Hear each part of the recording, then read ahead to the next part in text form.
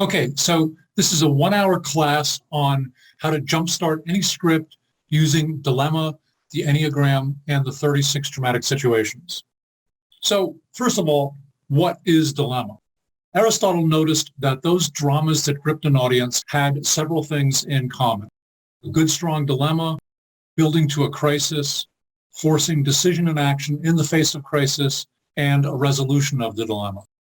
So a dilemma is being trapped between two equally unacceptable alternatives, two equally painful choices. Have you ever been forced to choose between your spouse and your best friend? Neither alternative is any good. And if it's really serious, then your decision will cost you either your spouse or your best friend. And if the alternatives are equally unacceptable, then you can't make a choice. It's emotionally wrenching. That's a dilemma, being trapped between two equally unacceptable alternatives. And the word equal is important. In Training Day, Jake, the Ethan Hawke character, is trapped between his ambition to make Alonzo's elite undercover narcotics squad and his moral compass. He's damned if he doesn't do what Alonzo tells him to do, and he's damned if he does. Jake is extremely ambitious. In fact, ambition is his fatal flaw. But he can't let go of his ambition, and he can't let go of his moral compass. Neither alternative is acceptable. And that dilemma is what the movie Training Day is about. It's unacceptable for him to let go of this great opportunity to be an undercover cop with a heavy hitter like Alonzo. And it's equally unacceptable for him to be dragged into increasingly questionable tactics by Alonzo because Jake's moral compass rebels. Jake's problem is that his guru is also his worst enemy. Alonzo is his ticket to make detective, teaching him everything he needs to know for undercover work. Alonzo sends mixed signals, genuinely supportive 1 minute and destructive and manipulative the next. It's not easy for Jake to resolve those contradictory messages.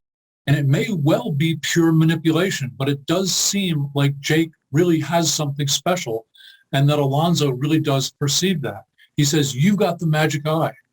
You're better than all the rest of the guys in my squad. Stick with me and you'll be running things." And Jake does have this magic eye. And everything that Alonzo tells him about how you do undercover narcotics work is true. You have to be a wolf to catch other wolves. Now, the dilemma of magnitude is important. Magnitude means that it's significant to our audience, means it's of substance. And that's true of any genre. In a comedy, if our protagonist is trapped between two painful choices, it can be quite funny. Look at Jim Carrey's character in Liar, Liar. He cannot tell a lie, but it's equally unacceptable to tell the truth because his case will fail. He's damned if he does, and he's damned if he doesn't. And it's funny, and it's of magnitude. Your script has to work dramatically in any genre. So we want our hero to be frozen in the middle. A good, strong dilemma can paralyze the protagonist between its two opposing imperatives. It's fundamentally paralyzing. Not stay at home under the covers paralyzed, but frozen emotionally, unable to pick one way or the other, limping through life, disabled by this dilemma, moving forward, but deeply troubled by the choices being faced and the fact that some kind of decision is going to have to be made about this essentially impossible set of choices. Dilemma carries the whole story. It's pretty much as big as the whole story. The dilemma generally kicks in around the end of Act 1 after we've gotten to know and care about the main character and there's been enough time for the story to develop. And it continues through Act 2, building in intensity, compounding the dramatic tension. So the protagonist is unable to choose one way or the other. The dilemma comes to a critical juncture, the crisis, which forces a choice. Decision and action in the face of crisis reveals the true character and breaks the paralysis of the dilemma. The protagonist's active resolution of the dilemma ends the story. So here's a rough sense of proportion. So we're saying that dilemma kicks in somewhere around the end of Act 1 because it takes some time to get to know the protagonist and to care about him or her. And the story has to develop up to a point where the dilemma can kick in. Like Jake's dilemma isn't happening on page 5 or page 10 because we don't really know him yet and the situation hasn't developed yet. Once Alonzo forces Jake at gunpoint to smoke the PCP-laced pot, Jake is starting to get into deeper water. And then when they rob the Sandman's home of $40,000 with the Macy Gray character screaming about money, Jake is really beginning to go, wait a minute, I'm going to be in an orange jumpsuit on the 11 o'clock news. This is not what I want to do. So after some setup time, he's really caught in this dilemma. And that dilemma builds in intensity all throughout Act 2 until the crisis when Alonzo sets Jake up to be executed by the Hillside Gang in the bathtub with a shotgun. But Jake saves Smiley's niece, so Smiley lets him go. And Jake now makes a decision and takes an action about the dilemma that's been paralyzing him for much of the movie, but now he breaks the paralysis of that dilemma, and he's going to take down Alonzo or die trying. That's his decision and action in the face of crisis. Then the rest of the movie is him trying to take down Alonzo, and the resolution is him conclusively defeating Alonzo in the end, getting away with the money. So this is all dilemma. The dilemma occupies most of the story. And the analogy that I use is like having a whale in your living room. It's not going to take up every square inch, but it's going to fill your living room. So bear that in mind as you work with dilemma. Many people misunderstand dilemma in general. They think a dilemma is a problem, a situation. I had a dilemma today. I lost my keys. That's not a dilemma. That's a problem. A dilemma is two equally unacceptable alternatives. And in a drama, it's two equally unacceptable alternatives that last most of the story. Because here's the point when that dilemma comes to a critical juncture, the protagonist is still trapped in the dilemma. Here's the point at which the protagonist makes a critical decision and action about the dilemma, breaking the paralysis of the dilemma, but the protagonist is still trapped in the dilemma. It's not until the dilemma is conclusively resolved that the story's over. So the dilemma occupies much of the proportion of the story. And you can see a good example of this in the Cameron Crowe movie, Almost Famous, where the young reporter for the Rolling Stone that's based on Cameron Crowe said that the movie is about this dilemma that he can't fail to get the story to be a good, objective, professional reporter. So it's unacceptable to let go of being an objective, professional reporter, but it's equally unacceptable to become friends with the band who he idolizes and who he wants to spend. He spends all his time with them, but he has to keep a professional distance, but he's dying to be their friend. So, and Cameron Crowe said that dilemma is what the movie is about. It's interesting to go back and look at that movie again with that in mind, and you'll see it right on the surface, but I didn't notice it at first until Cameron said that, and I went back and looked at it again, and I was like, wow, there it is. It's right there. It's what the movie's about. Absolutely. So let's now build a real story using all three of these tools. I'll explain Enneagram and the 36 traumatic situations as we get to them. I just explained dilemma. So we're going to use these three tools to jumpstart a brand new story idea. And I'm doing this in real time. I'm making it up as we go along. So here's the idea we're working with. When a wealthy mother, Marcia, confronts her troubled 16-year-old daughter, Jackie, about drug use, Jackie lies. They fight, but Marcia pushes and pushes, finally getting it out of Jackie that her stepfather, Rich, has been molesting her. When Marcia confronts Rich, he denies it. He's like, I wouldn't lie to you. Of course I'm not doing that. Look, we know she's stealing our drugs. I'm not doing this. But then he later tries to kill them both, but a random bicyclist takes the bullets meant for them. Frantic for somewhere to disappear, Jackie takes them to a homeless camp where her drug dealer lives, and they hide there. Marcia realizes that he wants to kill them because he's about to take his big company public with a stock offering, so he's desperate to keep his crime a secret. Rich's paid goons track them to the homeless camp by their phone, and so they get rid of their phone and they're on the run again after they barely elude these goons. Things get worse when Rich puts a $100,000 cash bounty on their heads and hands out their photos everywhere, so now everyone is looking for them. Marcia and Jackie go to a cop for help, but he turns out to be crooked, and they just barely escape from him. So there's everything I just said on one page, the raw idea. So let's explore possibilities for dilemma. Is there a way to put Marcia in a situation where she's damned if she does and damned if she doesn't? It's clearly unacceptable to allow Rich to murder them. That's easy to see.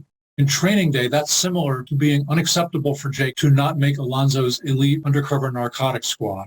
Nothing's going to make him let go of that opportunity, especially with his oversized ambition. Nothing will make him let go of that. Marcia will never, ever let them get in the sights of Rich's rifle, ever. But is there a possible alternative that can be equally unacceptable? Going home is certain death. The cops are in Rich's pocket. They can't disappear among the homeless because everyone's out for the reward, hunting them. So how can we come up with a second, equally unacceptable alternative? What if Marcia is forced to rely on Jackie's resourcefulness as a burgeoning criminal to survive and fight back? So Marcia can't survive without Jackie thieving, lying, hustling, sneaking, and being a rough and ready criminal. What if Jackie turns into an energetic, fearless attacker when she's high on drugs? So as much as Marcia absolutely hates that she's doing this, their survival depends on it. What if the only way to get out of this trap is to finish off Rich while he's vulnerable? Because once he goes public, he'll become a billionaire and will be untouchable in many ways. What if there's proof that Rich raped Jackie back at their home, but it's almost impossible to retrieve that proof? My idea is that when Rich started molesting Jackie, she bought a hidden video camera that's inside a teddy bear. She took the bear to her mother to tell her about it, but Marcia was too busy with something crucial and didn't allow Jackie to interrupt her. Like, honey, I'm in the middle of something. And so Jackie doesn't get to tell her. And in a rage, she throws the teddy bear out her 5th floor bedroom window, and it gets stuck in the top of a tall pine tree. Presumably not easy to see if you just glance out the window, but it's hidden enough to stay there. So if they can somehow retrieve that bear, they'd have proof. And not only would Rich go to jail, but his sacred deal would go down in flames. The home is on high alert with a serious security team, so it's virtually impossible. And while they could run and disappear, the chance to destroy him drives them both to risk everything to get it.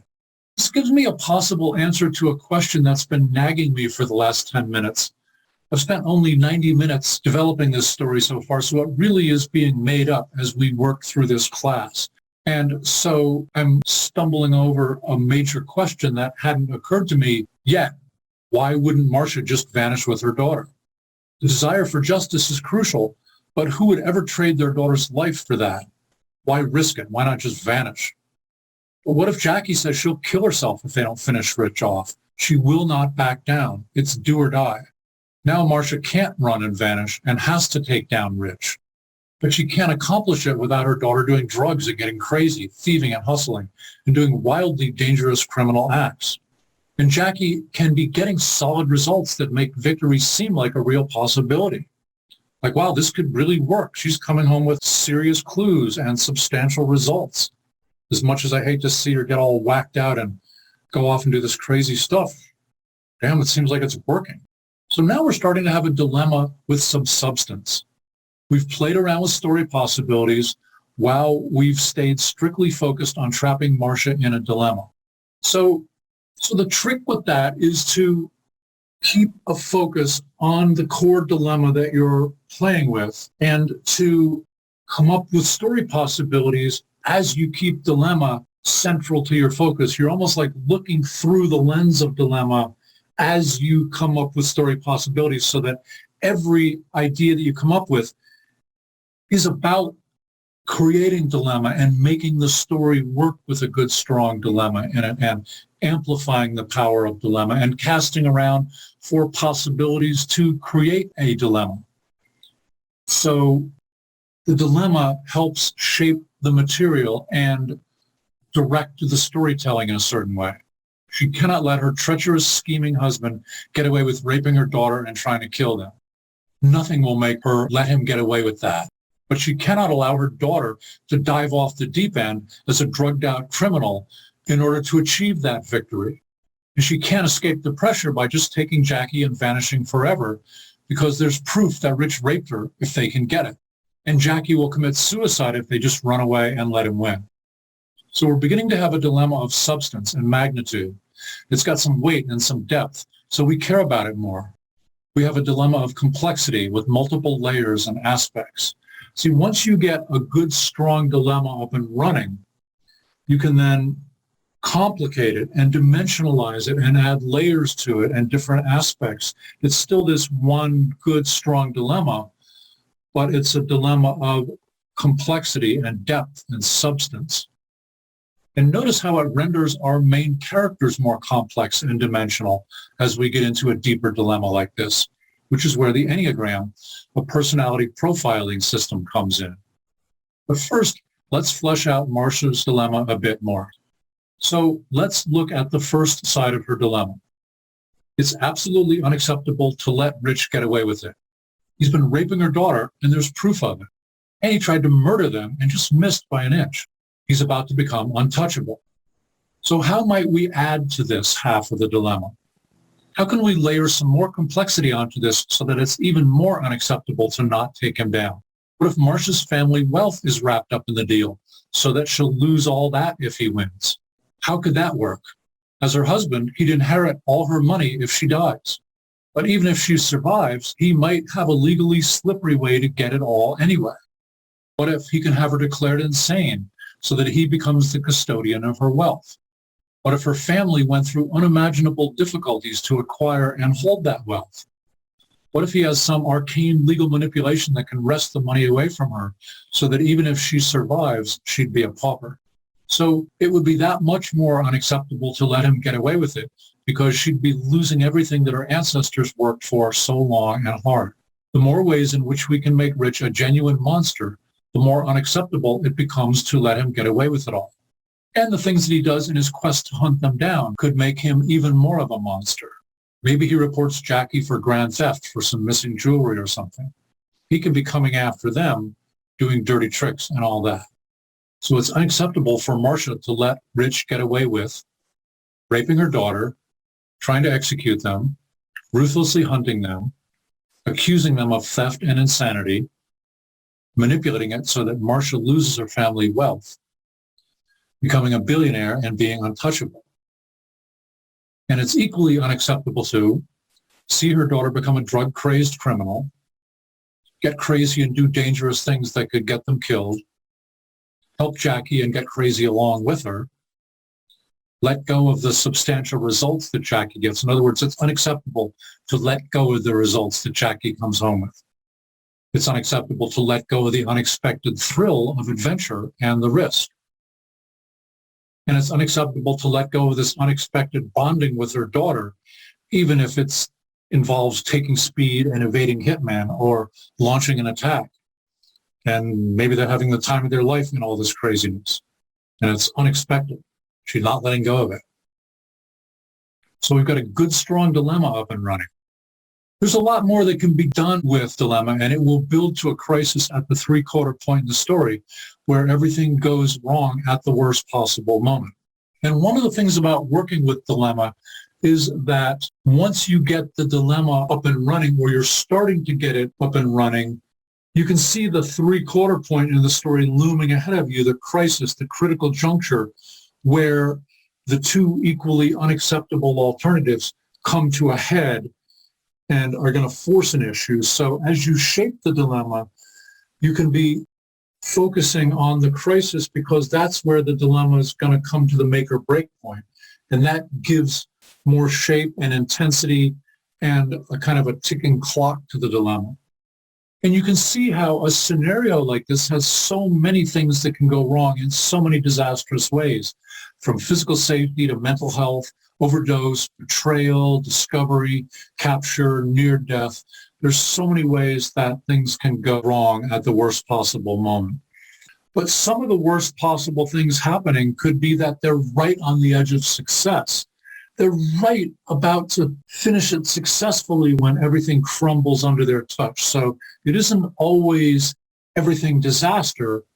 It can be the brink of success and have that crumble away, the worst possible stuff happening at the worst possible moment. So Let's now switch to the Enneagram. Now is a great time to look at the Enneagram because it's a remarkably deep and complex tool for creating and developing dynamic characters. It's a personality profiling tool that is a mixture of ancient wisdom about human nature and cutting-edge psychology. It says that there are 9 different personality types, with each type having distinct drives, preferences, fears, motivations, and ways of operating in the world. Each of these 9 types has healthy aspects, average aspects, and unhealthy aspects, just like anybody does. So if a person's life is integrating, coming together, then they tend to exhibit average to healthy traits. If their life is disintegrating, falling apart, then they tend to exhibit average to unhealthy traits. Let's take a look through a quick description of the 9 types. Type 1, the reformer, the rational, idealistic type, principled, purposeful, self-controlled, and perfectionistic. Type 2, the helper, caring, interpersonal type, demonstrative, generous, people-pleasing, and possessive. And you probably know people like this. The achiever, the success-oriented, pragmatic type, adaptive, excelling, driven, and image-conscious. Type 4, the individualist, the sensitive, withdrawn type, expressive, dramatic, self-absorbed, and temperamental. Type 5, the investigator, the intense cerebral type, perceptive, innovative, secretive, and isolated. Type 6, the loyalist, the committed, security-oriented type, engaging, responsible, anxious, and suspicious. Type 7, the enthusiast, the busy, fun-loving type, spontaneous, versatile, distractible, and scattered. Type 8, the challenger, the powerful, dominating type, self-confident, decisive, willful, and confrontational. Type 9, the peacemaker, the easygoing, self-effacing type, receptive, reassuring, agreeable, and complacent. So what type would our protagonist be? Might she be the rational, idealistic type, the caring, interpersonal type, the success-oriented, pragmatic type, the sensitive, withdrawn type, the intense, cerebral type, the committed, security-oriented type, the busy, fun-loving type, the powerful, dominating type, the easygoing, self-effacing type? I could see Marcia as a 3, the achiever, or maybe a 6, the loyalist. But a 3 is interesting because they're very concerned with how they appear, and being caught in the underworld with a whacked-out daughter dragging her into crazy adventures and crimes would impact her hard in this way. So let's look at some of the traits of a 3. Type 3, the success-oriented, pragmatic type, adaptable, excelling, driven, and image-conscious. The basic fear of being worthless. Now, the basic fear drives all of the 9 types. Whatever their basic fear is, drives and motivates a lot of their behavior. So the type 3's basic fear of being worthless is at the root of so much of what drives an average to unhealthy Marcia. Down at the bottom, key motivations want to be affirmed, to distinguish themselves from others, to have attention, to be admired, and to impress others. In the healthy aspect, all of this is healthy, this top paragraph. Energetic and competent with high self-esteem, highly effective. Others are motivated to be like them. In the average aspect, terrified of failure, become image conscious, highly concerned with how they are perceived, begin to package themselves according to the expectations of others and what they need to do to be successful. And problems with intimacy, credibility, and phoniness emerge. And you can see that when Jackie comes in and says, "Mom, I need some help. I need you to look at this." And Marcia goes, "Not now, sweetie. I'm doing something important." So we see that phoniness and that problem with connection with her daughter. So in the average aspect, Marcia would tend to be terrified of failure. And again, it all goes back to the basic fear. And in the average aspect, become image conscious, highly concerned with how they are perceived, begin to package themselves according to the expectations of others and what they need to do to be successful. And problems with intimacy, credibility, and phoniness emerge, where we can see that in how she brushes off her daughter Jackie when Jackie needs her because Marcia thinks she's doing something important. Then in the unhealthy aspect, we have fearing failure and humiliation, do whatever it takes to preserve the illusion of their superiority. So I'm not seeing Marcia as really rooted in unhealthy, more average. but she has some aspects of the unhealthy in her that I can see. Okay, so 3 does feel like a solid possibility for Marcia. And it amplifies her dilemma if she has to do things that make her look bad. That type of personality would care the most about how she looks. And she's also very driven and is used to getting things. Achievers can be very accomplished and know how to make things happen and get things done. So she's highly motivated and tenacious. It also talks about how she could start out shallow. It also talks about how she could start out shallow and phony in her interaction with Jackie at the beginning of the story. It gives her strengths and flaws. It gives us a personality profile, a psychological profile like you might get from an FBI agent or a psychologist. Knowing her traits, tendencies, motivations, fears, ways of looking at the world, flaws, and strengths help us paint a portrait of a complex dimensional character. And while we're just looking at a one sheet for the Type 3 from the Enneagram Institute, their book, The Wisdom of the Enneagram, has a 40-page chapter on each type. And that takes you much deeper into understanding the mechanics of what makes a Type 3 tick. So you can explore the elements of a Type 3 in considerable detail and depth in the 40-page chapter on the Type 3. This gives you a character that is emotionally and psychologically realistic, that rings true, and that feels familiar and coherent as a person.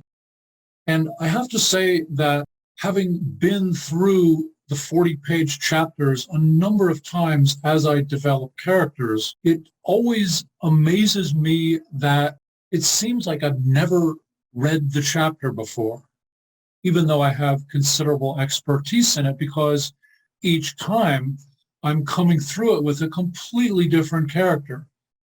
So whereas one character may have been a thief in the 1850s on a steamship, and his character type is sick, and I can come back through and be working with a client about a banker in Tokyo who's a Type 6, and going back through that chapter, it's all revelation to me. It's like I've never seen it before because I'm going through, looking at it through the lens of this character.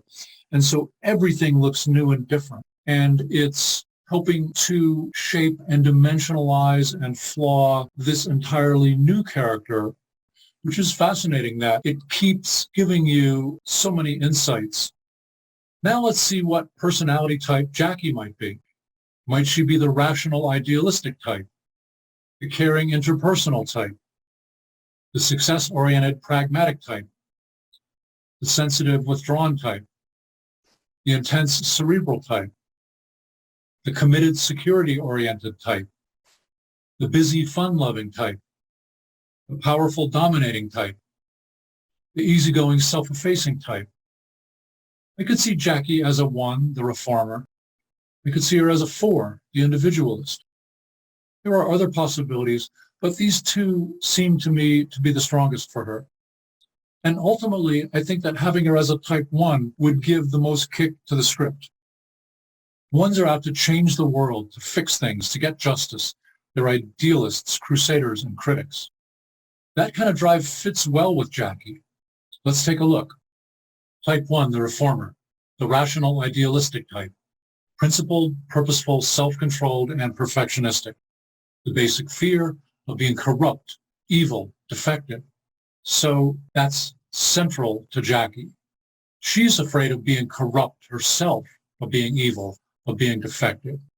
So her drive to root it out in everybody else comes out of her own internal fear that she's corrupt or defective.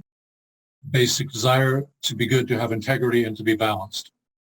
Down at the bottom, key motivation wants to be right, to strive higher and improve everything, to be consistent with their ideals, to justify themselves, to be beyond criticism so as not to be condemned by anyone. So in the healthy aspect, they have an intense sense of right and wrong, extremely principled, truth and justice are primary values, and they believe that the truth will be heard. In the average aspect, believe it's up to them to improve everything. Crusaders, advocates, critics, into causes and explaining to others how things ought to be, but can become impersonal, puritanical, emotionally constricted, and rigid. Highly critical of both self and others, picky, judgmental, perfectionistic, very opinionated, correcting, badgering, impatient, never satisfied, moralizing, scolding, abrasive, and indignantly angry. And all that is in the average aspect. In the unhealthy aspect can be self-righteous, intolerant, inflexible, dealing in absolutes. They alone know the truth. Everyone else is wrong, very severe in judgments while rationalizing own actions, become obsessive about imperfection and the wrongdoing of others, condemnatory towards others, punitive and cruel. Severe depressions, nervous breakdowns, and suicide attempts are likely. So this is a deep portrait of Jackie, and it's really interesting and suggestive and gives us a lot to build with. You can see how the rigidity and ferocity of a type 1 lends itself to building a dynamic daughter for Marcia. Jackie will not back down and will not go away.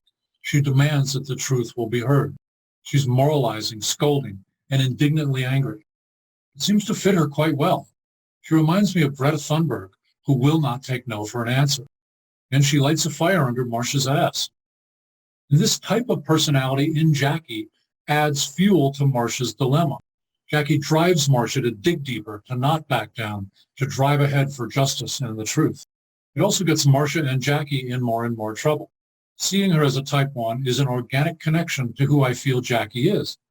But you can also engineer your choice to what helps the story best. So it can really work in both directions, where the Enneagram can help validate what feels organic for you, or can help substantiate and integrate what would tend to work best for personality types. You don't have to be a slave to the tools. The tools are there to serve the story and to serve you. Now let's play with the 36 dramatic situations, a great brainstorming tool. So let's explore the 36 dramatic situations. This is a brainstorming tool that's been around for centuries, but many people don't know how to use it. It consists of 36 different story elements like ambition, disaster, obstacles to love, and madness. They're the most basic elements in any story, similar to the periodic table of elements in chemistry. They're great for starting a story because they offer a full spectrum of possibilities. So with the periodic table of elements, it's all the elements that we know, the 118 of them or whatever. And so you can describe anything quite completely from one point of view with the elements in it. For instance, the table here, I can describe it quite completely from one point of view, that it consists of hydrogen, oxygen, magnesium, aluminum. I can describe it quite completely from one point of view. And that's extremely useful when you are working with elements in a story, because there will be elements that are active in your raw story idea before you do anything to it at all. And you might be surprised by how many of the 36 dramatic situations are active in your story before you even touch it, that are built into the story, that come with it. Like, for instance, in our story, like ambition is very central to our story. It's, central to Rich. Jackie has a lot of ambition. Marcia has ambitions, but in different directions. But they're very active in the story before we even lay a finger on it. You see this in action when astronomers take a spectrographic analysis of a star. They put the light of a star through a spectrum and do a spectrographic analysis, and they can tell, oh, that star has much more helium than usual and way more magnesium than anything we've ever seen in any star before. They can tell you exactly what elements in what proportions are present in a star. And you can do the same thing with a kind of spectrographic analysis of the elements that are active in your story before you even touch it. So they're great for starting a story because the 36 dramatic situations offer a full spectrum of possibilities. There's situations that are already in the story, and there's situations that you can play what if with.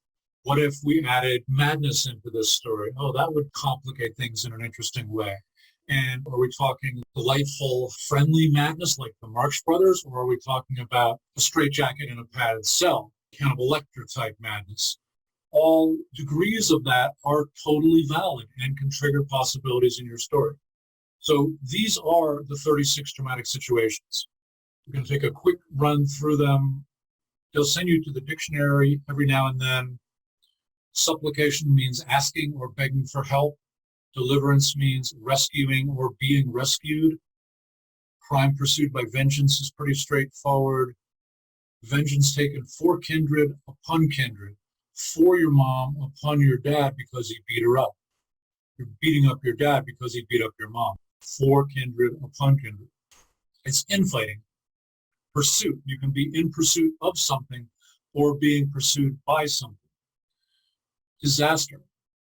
Disaster can happen in many different ways, and a really important thing to bear in mind as you work with the 36 dramatic situations is that you have to really look at them metaphorically with the mind of a poet. You don't want to take them literally.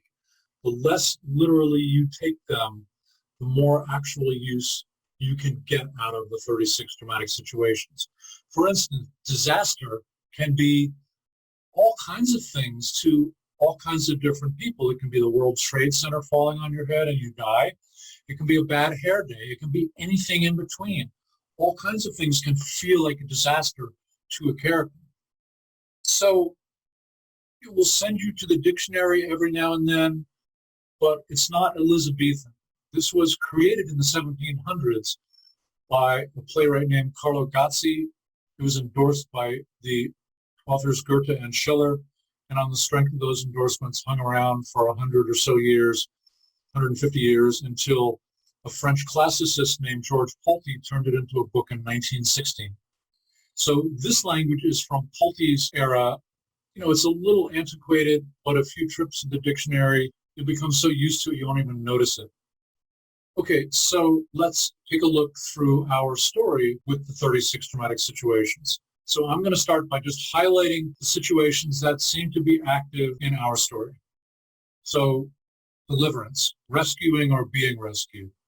Obviously, Marcia and Jackie are seeking deliverance. They're trying to create their own rescue. They're not waiting around to be rescued, but they're trying to get out of what they're trapped in. And Rich is trying to get out of what he's caught up in. Crime pursued by vengeance is obviously central in this story, both from Marcia and Jackie's point of view and from Rich's, who feels like the crime is being done against him. Vengeance taken for kindred, upon kindred.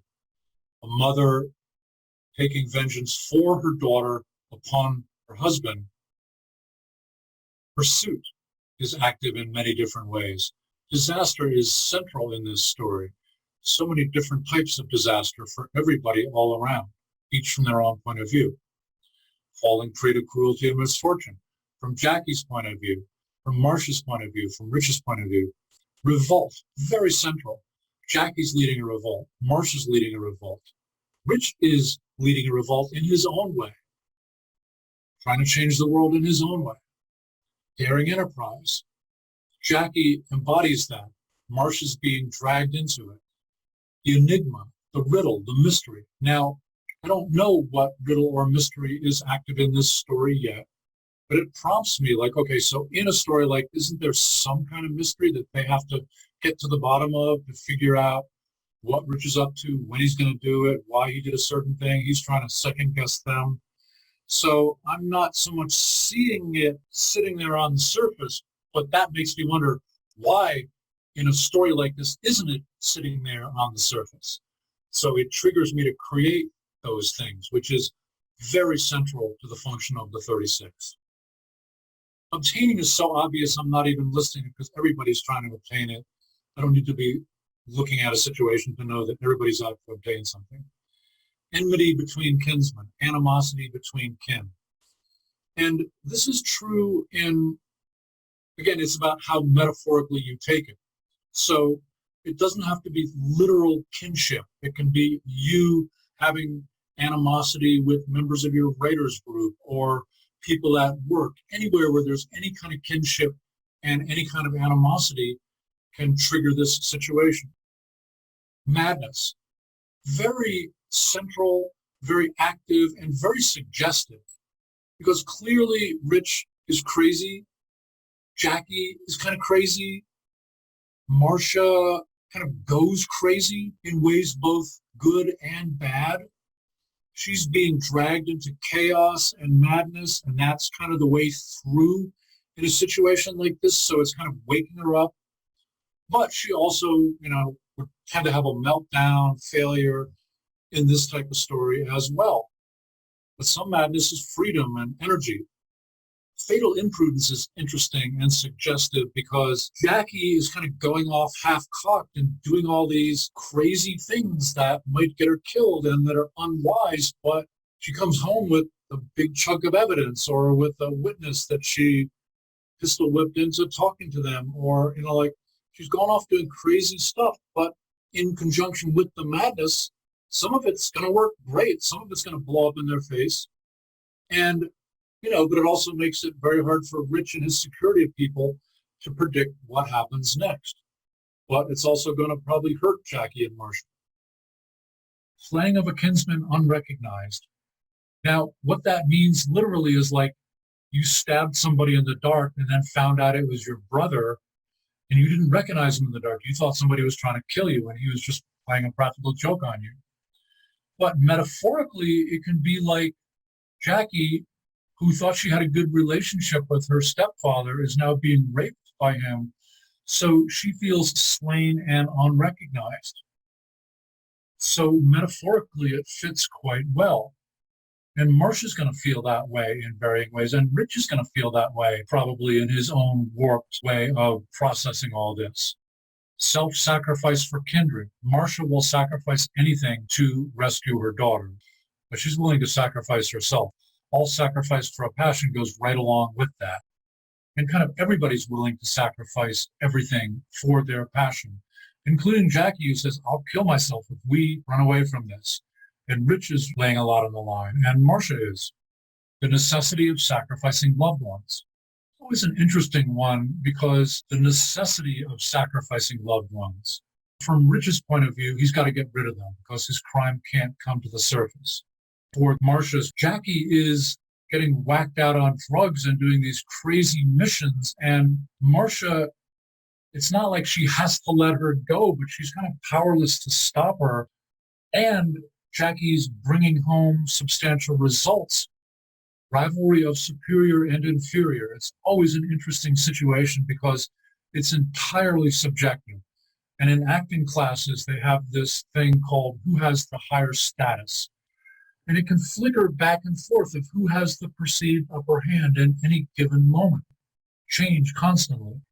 So like a billionaire might come to a crappy little apartment and go, God, how could anybody ever live like this? And there's a real superiority in the billionaire. And then maybe the person in that crappy little apartment's 9-year-old daughter comes out and the billionaire is like, oh God, I've always wanted a daughter. I'd give anything to have.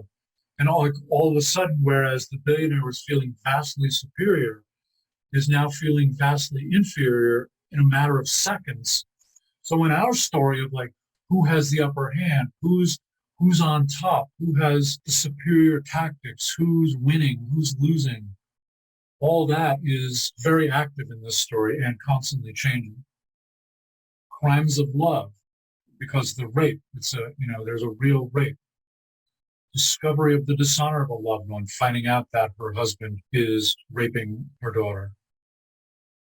Obstacles to love. Obviously, Marcia trying to rekindle a tight connection with her daughter is going to be very much about that.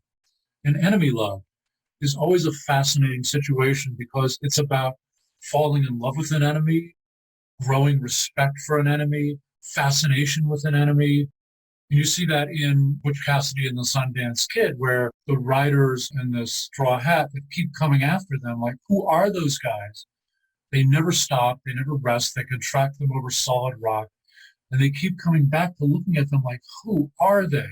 Fascination with an enemy. And so Jackie, with her mode of chaotic attack, getting drugged up, doing stupid things as a way to fight back, get intelligence, get clues, turn people against Rich, all that is Marcia's enemy very much at first. When Jackie goes, I'm loading up on meth and going out on a night raid, going to get crazy and get some clues, Marcia is mortified. It's the last thing in the universe she wants, but Jackie's already out the door. It's a done deal. Maybe Marcia's handcuffed to the radiator for all we know. Like, you ain't stopping me. But the more that Jackie proves to be a fierce warrior who's getting substantial results from doing all this crazy stuff, Marcia can't help but be like, man, she really can do this stuff, and maybe go along with her on some of these things. And it's like when somebody said to Lincoln, General Grant is a drunk, you should replace him. Lincoln said, he's the best general I got. I should get my other generals drinking. Ambition. Ambition is very central in this story because obviously Rich has his ambition. Jackie is extremely ambitious.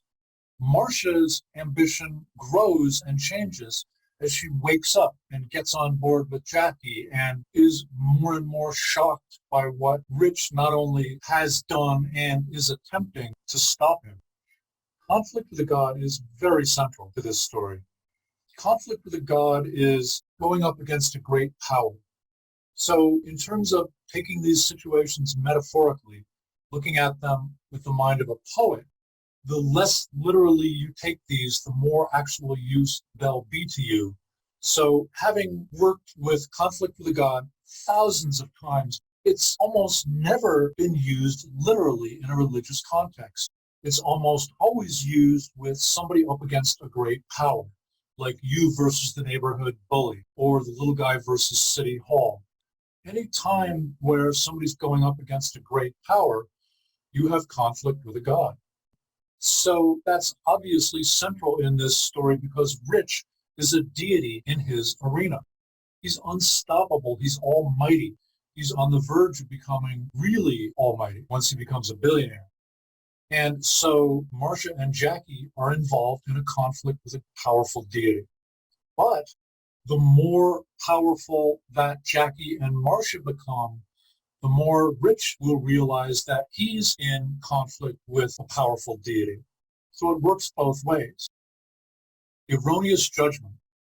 That kind of goes back to madness and fatal imprudence, like doing stupid things, getting whacked out and doing things of questionable judgment.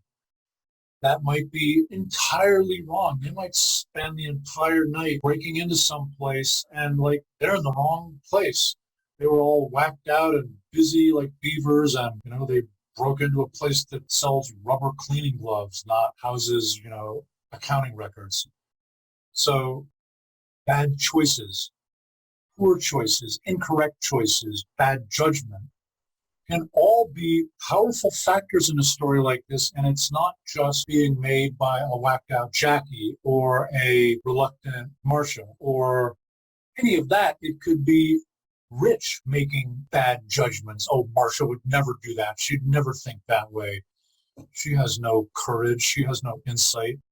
Well, the more she transforms, the more he has no idea who this woman is that he married. And he's going to find out that she's a heavyweight now and he's a lightweight.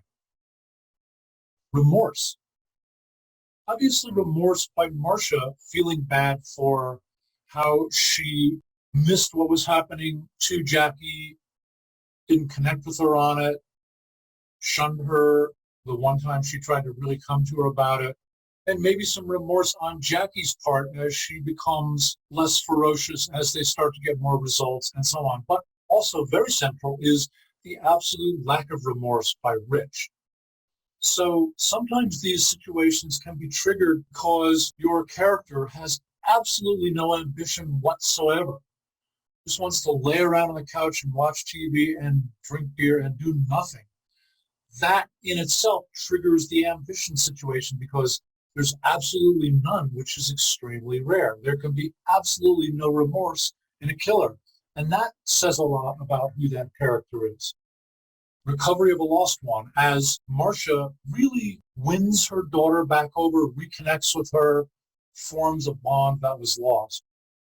And the loss of loved ones is obviously central in a story like this.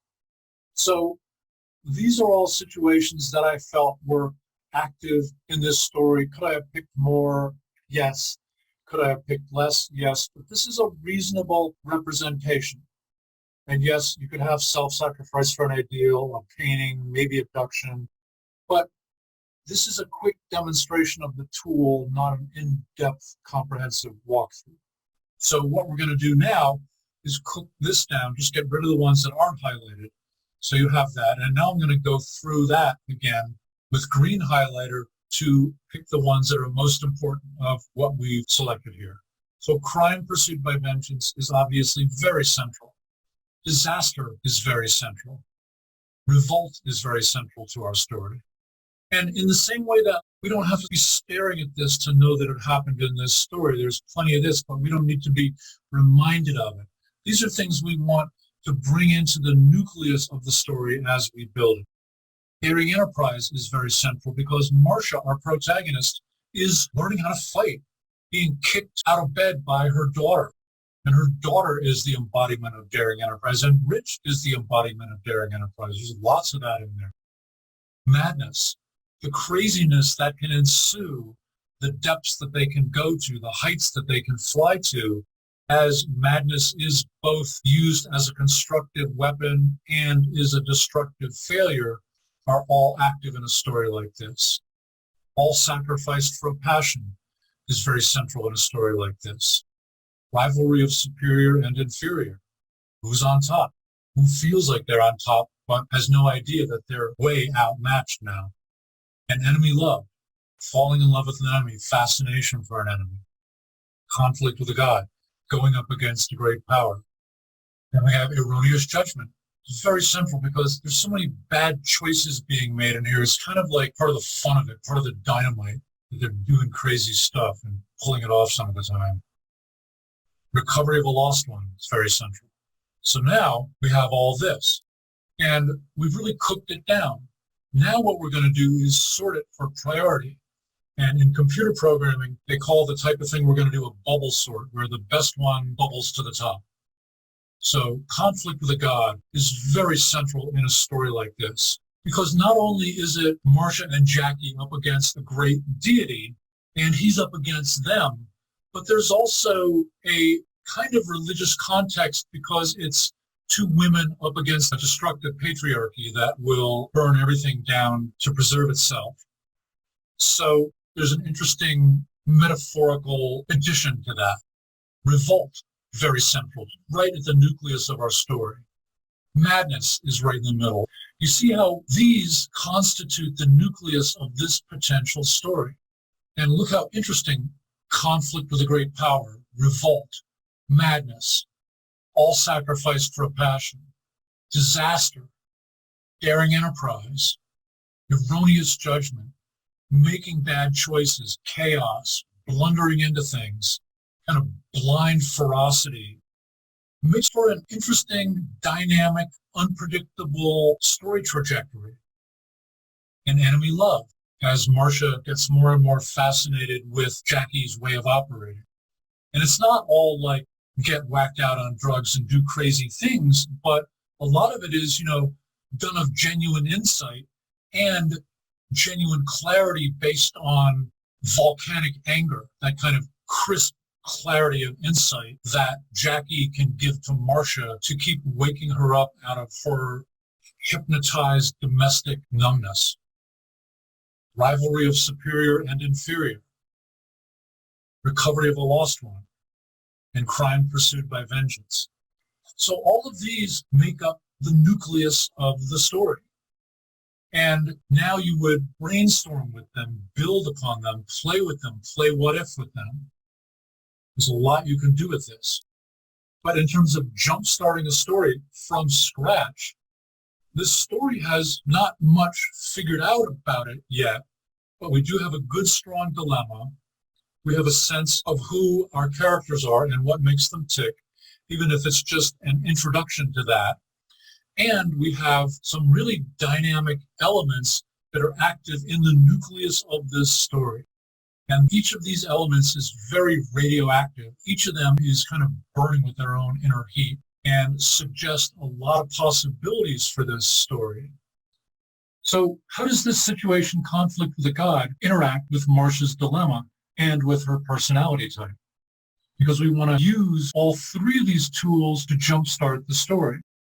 We're working on pure storytelling as we focus on dilemma, and that shapes the story in an interesting way.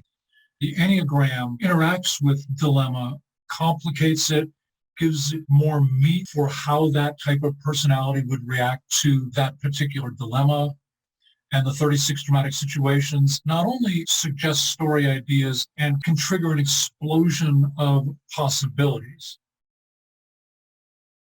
So in terms of working with these 36 dramatic situations for brainstorming and insight and so on, you want to look at each one of these and let it trigger cascades of ideas, like all the different ways in which conflict with a god could be active in this story. You may get dozens of ideas, and each one of those ideas may trigger dozens of ideas. So get all those down in your notebook. It's the ideas that are triggered by looking at these situations as you wrestle with the creation of your story that can be very much like a mad scientist throwing dangerous chemicals into the mix. What happens if I add a bunch of this? It starts blowing up and you're like, oh, that's great. You want to throw hand grenades into a developing story idea. You don't want it to be the same old story everybody's already done. You don't want to make safe choices. You want to get in over your head as a writer. And so you're weaving dilemma, deep character, and a lot of creative possibilities triggered by the 36 dramatic situations as you're just getting started on a story. So this is a way to kick off any story. Go straight to dilemma. There's either a dilemma inherent in the material, which you can then identify and amplify and expand upon for more dramatic power, or you can create a dilemma in your story to amplify the dramatic power.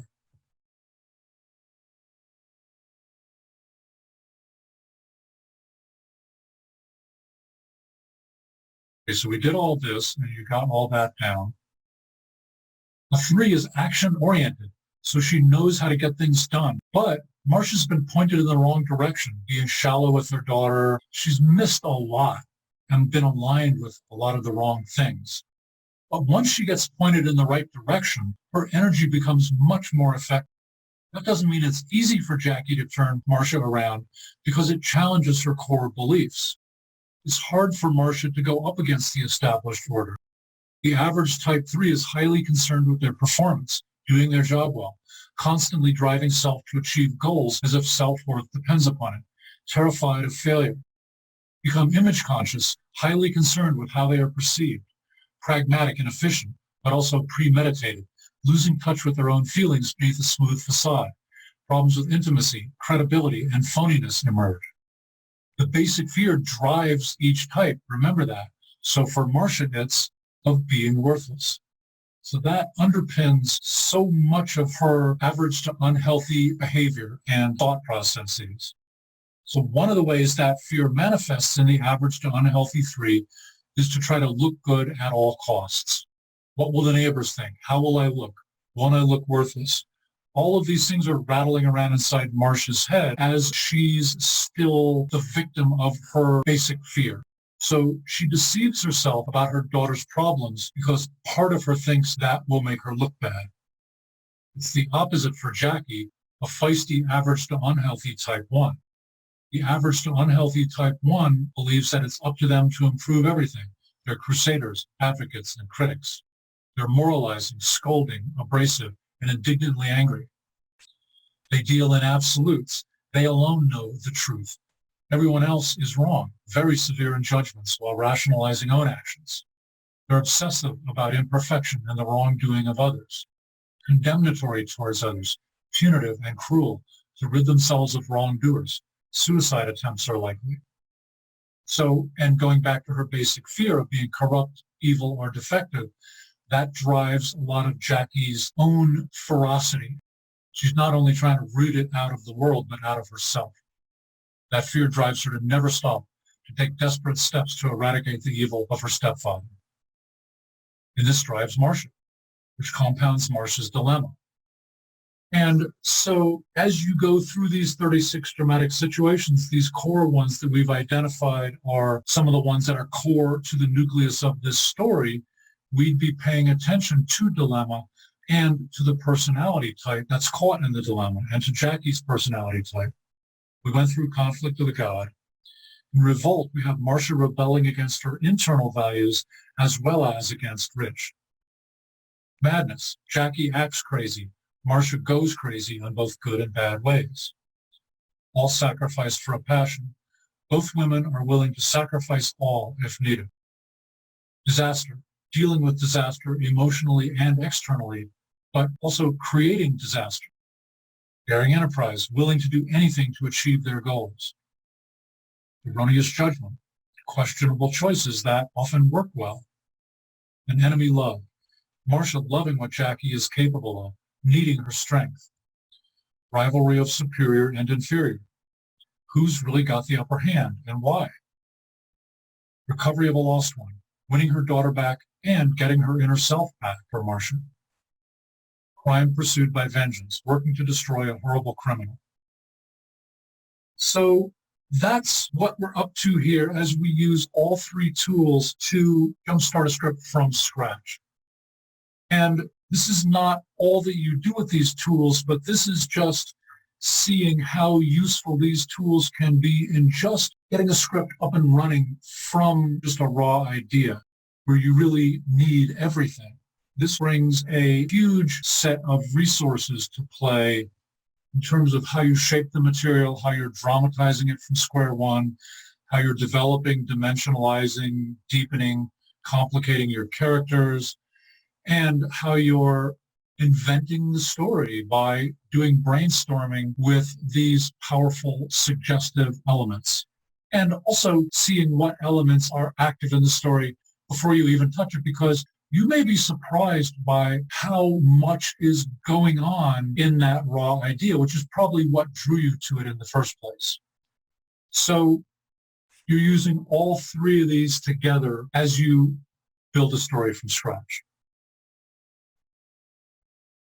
Again, if you want a copy of this slideshow, subscribe to my website by emailing me at jeff@script.kitchen. My website is script.kitchen. There's no .com. It's just script.kitchen. I offer a 3-month training program and a 2-year training program. If you'd like to be part of this, come check us out. We have a lot to offer.